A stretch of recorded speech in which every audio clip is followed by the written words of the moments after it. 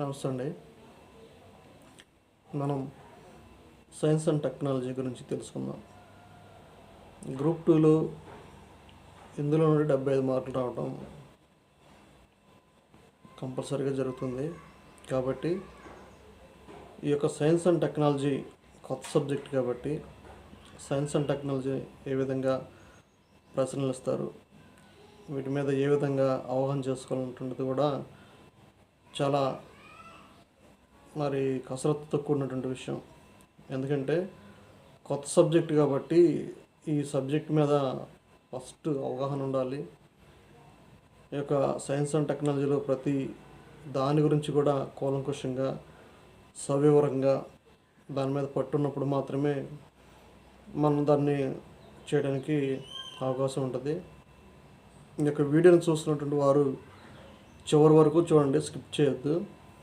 ఈ యొక్క వీడియో విద్యార్థుల పరంగా గ్రూప్ 4, గ్రూప్ 2, గ్రూప్ 1 మరి ఏ విధమైనటువంటి ఎగ్జామ్స్ రాసేటువంటి వారికి ఉపయోగకరంగా ఉంటుందని చేయడం తప్పితే రెండవ ఉద్దేశం ఏది కూడా కాదు.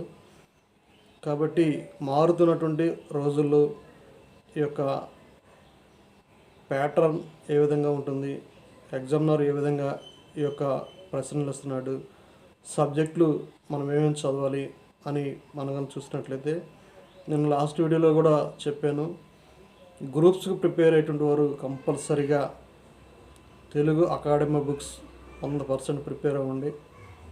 వాటితో పాటు ఎన్సీఆర్టీ బుక్స్ 6th క్లాస్ నుండి ఇంటర్మీడియట్ డిగ్రీ వరకు ఎన్సీఆర్టీ బుక్స్ ఉన్నాయి, ఇంటర్మీడియట్ వరకు ఉన్నాయి. ఈ ఇంటర్మీడియట్ బుక్స్ వరకు ఎన్సీఆర్టీ బుక్స్ ఇంగ్లీష్ మీడియం ఉంటాయి కాబట్టి English medium plus Telugu academy books Telugu medium, ఈ రెండింటిని మీరు క్షుణ్ణంగా కూలంకషంగా చదివినట్లయితే ఎగ్జామినర్ గారు రేపు ఎగ్జామ్లో ఏ విధమైనటువంటి ప్రశ్న ఇచ్చినా కానీ దానికి రాయగలిగినటువంటి ఆన్సరు ఈ యొక్క రెండిట్లో నుండి ఇవ్వడం జరుగుతుంది. కాబట్టి ప్యాటర్న్ ఒకటి మట్టుకి మారుతూ ఉంటుంది. దాని కొద్దిగా మనం దృష్టిలో పెట్టుకొని ఏ విధంగా ఇస్తున్నాడు ఏంటి అన్నటువంటి దాని మీద ఒక అవగాహన కలిగి మనం కనుక ఆ యొక్క ఎగ్జామ్స్కి ప్రిపేర్ అయితే రాయబోతున్నటువంటి ఎగ్జామ్స్లో ప్రతి ఒక్కరు కూడా విజయాన్ని సాధించడానికి అర్హులుగా మనం తెలియజేసుకోవచ్చు. సరే, ఈరోజు సైన్స్ అండ్ టెక్నాలజీలో మనం తెలుసుకోబోతున్నటువంటిది విషయం ఏమిటంటే ఏఐ, ఆర్టిఫిషియల్ ఇంటెలిజెన్స్. ఈ యొక్క ఏఐ మీద ఒక బిట్ కానీ లేదా 2 బిట్లు కానీ రావడానికి అవకాశం ఉన్నటువంటి సబ్జెక్టు. ఇప్పుడు ప్రపంచం మొత్తం కూడా ఏఐ వైపే ఉంది కాబట్టి దీనిని ఇవ్వడానికి అవకాశం ఉందని వీటి మీద కొంచెం నేను గ్రిప్ తెచ్చుకొని వీటిని నేను చదివి ఆ యొక్క తెలుగు అకాడమీ బుక్స్ తర్వాత ఎన్సీఆర్టీ బుక్స్ చదివి వాటిని అవగాహన చేసుకొని వాటి నుండి నేను గ్రహించినటువంటి సమాచారాన్ని నేను స్వీకరించి దాన్ని ఈ యొక్క విద్యార్థులకు ఉపయోగకరంగా ఉంటుందని నేను తెలియజేస్తున్నాను. ఇప్పుడు మనం కంటెంట్లోకి వెళ్ళిపోతే సైన్స్ అండ్ టెక్నాలజీలో ఏఐ అన్నటువంటిది ఆర్టిఫిషియల్ ఇంటెలిజెంట్ ఒక ముఖ్యమైనటువంటి సబ్జెక్ట్గా మనం చెప్పవచ్చు.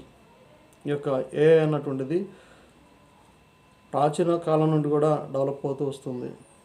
మనం చూసినట్లయితే మన యొక్క అగ్రరాజ్యాలైనటువంటి దేశాలు America, Germany, Japan, Brazil, China మొదలైనటువంటి దేశాలు ఎక్కువగా ముందంజలో ఉంటున్నాయంటే ఈ యొక్క ఆర్టిఫిషియల్ ఇంటెలిజెంట్ యొక్క దీన్ని ఎక్కువగా ఉపయోగిస్తున్నారు. కాబట్టి వారు ప్రపంచంలోనే అగ్రగామిగా ఉన్నారు. వారితో పాటు సరి సమానంగా దూసుకుపోతున్నటువంటి దానిలో భారతదేశం కూడా ప్రప్రథమంగా నిలుస్తుంది. భారతదేశం ఈ యొక్క ఏఐని ఉపయోగించి చాలా స్పీడ్గా దేశం డెవలప్ కావడానికి యొక్క ఏఐ పాత్ర ఎంతగానో ఉందని మనం చూడవచ్చు అనమాట. మనం చూసాం సినిమాల్లోకి పూర్వకంగాను కొన్ని స్క్రిప్ట్లకు పూర్వకంగాను చూశారు. ఏఐ అంటే ఆ యొక్క కృత్రిమ మేధస్సు. ఈ కృత్రిమ మేధస్సు అన్నటువంటిది మనిషి యొక్క జ్ఞానం కంటే కూడా ఒక డేటాని మనం తయారు చేసి ఆ డేటాను ఉపయోగించి మనం పని చేయించుకోవటం. ఉదాహరణగా మనం చూసినట్లయితే ఫారెన్ దేశాలలో ఎగ్జాంపుల్ అమెరికా దేశంలో చూసినట్లయితే ఒక అగ్రికల్చర్ యొక్క ఫార్మర్ రైతు తన యొక్క పొలానికి మందులు వేయించాలంటే మరి నాటేసే దగ్గర నుండి కూడా ఈనాడు అంతా కూడా మిషనరీ వ్యవస్థ రావడం జరిగింది.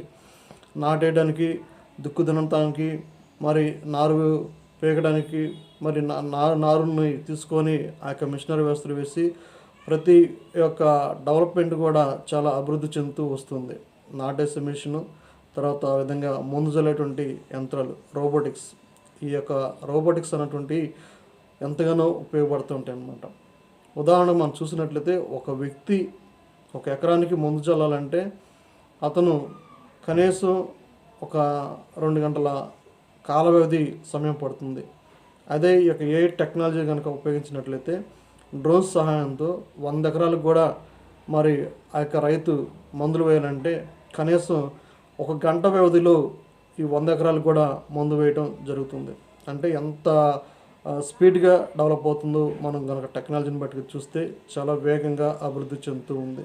కోతకొచ్చే విషయాల్లో కూడా 2010 వరకు కూడా మనం చూసినట్లయితే మనుషులు చాలా ఎక్కువగా అవసరమైనటువంటి వారు. ఒక ఎకరాన్ని కోయడానికి సుమారుగా 7 నుండి 9 మంది లేబర్ అవసరమైనటువంటి వారు.